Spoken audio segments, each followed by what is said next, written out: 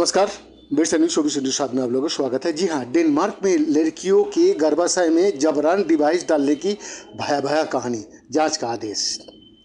Denmark और Greenland आधिकारिक तौर पर ऐतिहासिक जन्म नियंत्रण प्रणाली के प्रथा की 2 साल लंबी जांच शुरू करने पर राजी हो गया है।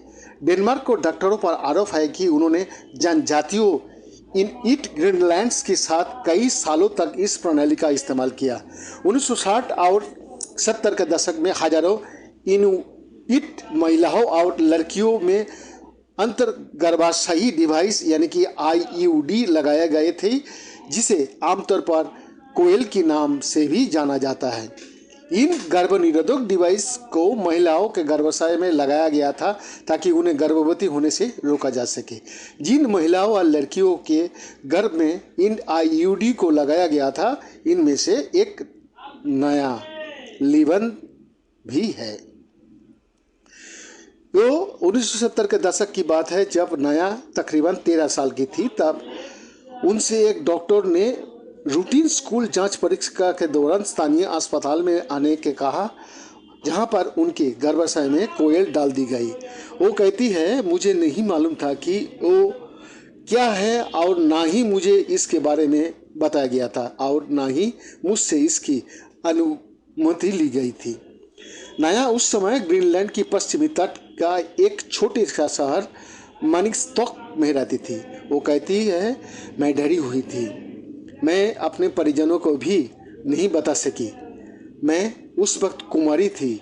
मैंने कभी लड़के का किस तक नहीं किया था उस टाइम। नया की उम्र अब 60 वर्ष का है। वो उन लोगों में से है जिन्होंने इसके खिलाफ सबसे पहले आवाज़ उठाई। मैं याद कर सकता हूँ कि एक डॉक्टर सफ़ेद कोट में था और शायद वहाँ नर्स भी थी। जहाँ पर आप टांगे फैलाते हैं, वहाँ पर मैंने धातु को कोई चीज़ देखी।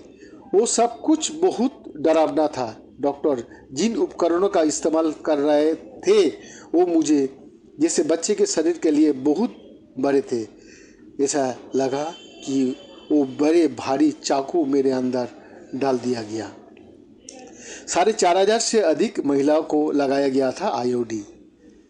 उसका बाद ये सिलसिला चलते रहा, मगर जब भी नया का बात आता है तो एक बार वो बोल रहा, वो साल में सिर्फ एक बार अपने घर जा सकती थी और ये साफ है कि उनके परिजनों से कोई सलाह नहीं ली गई थी।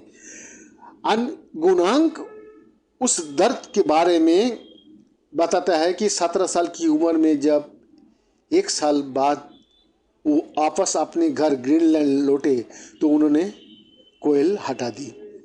रोते हुए 64 वर्षीय अनगुआक कहती है, मुझे लगता है कि उस समय मेरे पास कोई विकल्प नहीं था और मैं इसे स्वीकार नहीं कर सकती।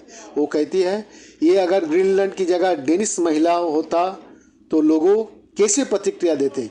ग्रीनलैंड या डेनमार्क में जन्म नियंत्रण कार्यक्रम को लेकर बहुत कम जानकारी है और इसकी रिपोर्ट के कारण लोगों की धक्का लगा है। यही इससे आक्रोश भी बढ़ा है।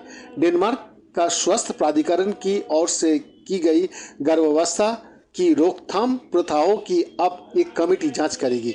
प्राधिकरण पर आरोप है कि 1960 से लेकर 1991 के बीच ग्रीनलैंड और डेनमार्क में ग्रीनलैंड के छात्राओं को लिए बनाए गए स्कूलों में ये प्रक्रिया अपनाई गई थी।